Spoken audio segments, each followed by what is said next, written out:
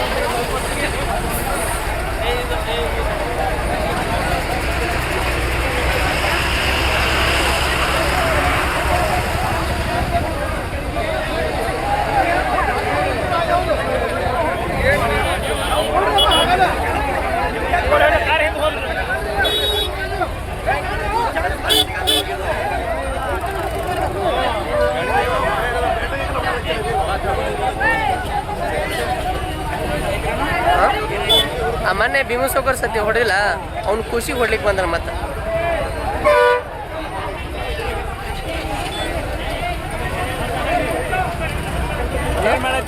Video ಮಾಡ್ಕೊಳ್ತೀನಿ. ಈಗ ಹಾಕಿ news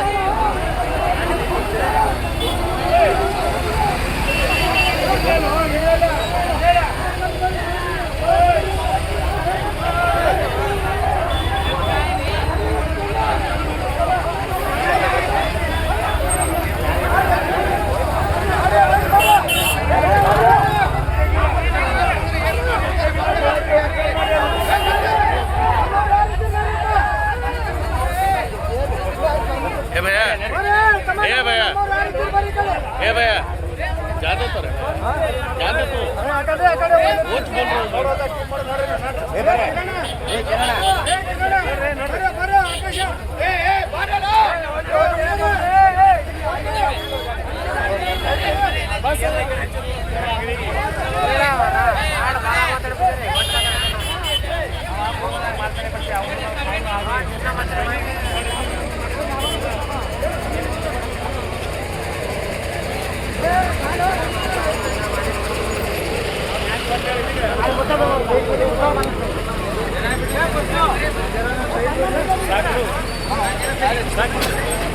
video ನ್ಯೂಸಿಗೆ ಬೇಕು ಅಂತ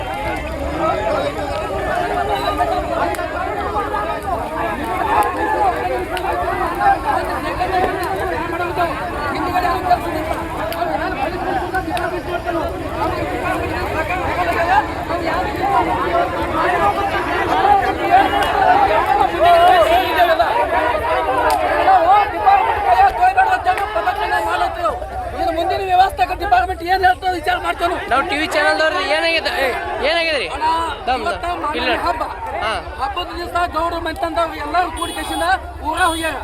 ಮಕ್ಳಷ್ಟು ಮನ್ಯಾಗದಾರ. ಆ ಖುಷಿಗೆ ಊರನವ್ರು ಇಬ್ಬರು ಬಂದ ಕಸಿಂದ ಎತ್ಕೊಂಡು ಕ್ಲಾಸ್ ಮಾಡ್ತೀವಿ. ಅಟ್ಟದಾಗ 4 ಮಂದಿ ಬನ್ನಿ ಕೂಡ ಬಂದಾರ. ಬನ್ನಿ ಕೊಟ್ಟ ಹಿಡಿದು ಕಸಿಂದ ತಾಳಿ ಕೆಳಗಾರ. ಅವ್ರ ಕೈಯ ಪಾರ್ಸಲ್ ಅವ್ರ ಮಂದಿ ಅವ್ರ ಹಿಂದೆ ಮಂದಿ ಎತ್ತಿತ್ತೋ ಗೊತ್ತಿಲ್ಲ. ಹಿಂದೆ ಖುಷಿ ಕಡೆ ಇದ್ರು ಎತ್ಕೊಂಡು ಖುಷಿ ತಗೊಂಡ್ ಹೊಂಟಿರು. ಅದಕ್ಕಾಗಿ ಮಂದಿ ಪೊಲೀಸ್ ಡಿಪಾರ್ಟ್ಮೆಂಟ್ ಮನುಷ್ಯ ಬಂದಾಗ ಆಗಲ್ಲ ನಮ್ಮದು. ಯಾಕೆ ಆ ಕೋಸ್ 5 ಸೆಕೆಂಡ್ ಸಾತ್ ಹೋತಿತ್ತು.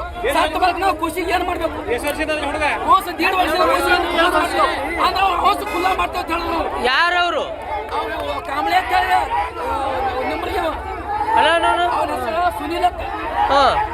ಸುನಿಲ್ ಅಂತೇಳಿ ಎಷ್ಟು ಮಂದಿ ಇದ್ರು? ಇಬ್ಬರು ಬಂದಾರ. 3 ಮಂದಿ ಹಿಂದಿತ್ತು. ಅವ್ರು ಯಾರಂತ ಗೊತ್ತಾಗಿಲ್ಲ ನಮಗೆ. ಇಬ್ಬರು ಮುಂದೆ ಬಂದು ಖುಷಿಗೆ ಎತ್ತದ ಕಾಕ ಬೆಳಗೊಟ್ಟು ನಾವು ಬಂದಿದ್ದೇವೆ. ಆ ಕೂಸು ಯಾರ್ದು? ಕೂಸು ಭೀಮಗೌಡ ಕೂಸು. ಆ ಮೊನ್ನೆ ಮಲ್ಡ್ರಿ ಆಗಿದ್ದಲ್ಲ ಆ ವ್ಯಕ್ತಿ ಇದೆ. ಗೌಡನ ಮಗ. ಮಗ 1.5 ವರ್ಷದ ಕೂಸ.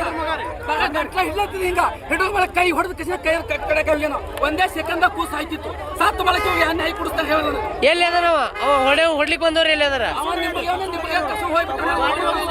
ನಿಮ್ ಕೈಯಾಗ ಸಿಕ್ಕಿಲ್ಲ ಏನ್ರಿ ಅದು?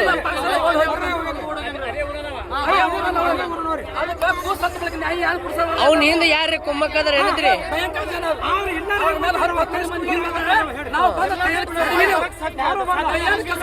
ಬನ್ನಿ ಕುಡ್ಲಾಕ ಮಂದಿ ಭಾಷಣ ಬರ್ಲಾತಿತ್ತು. ಆ ಮಂದಿಗೆ ಇವತ್ತ ಖುಷಿ ಗೊತ್ತಿದ್ರು.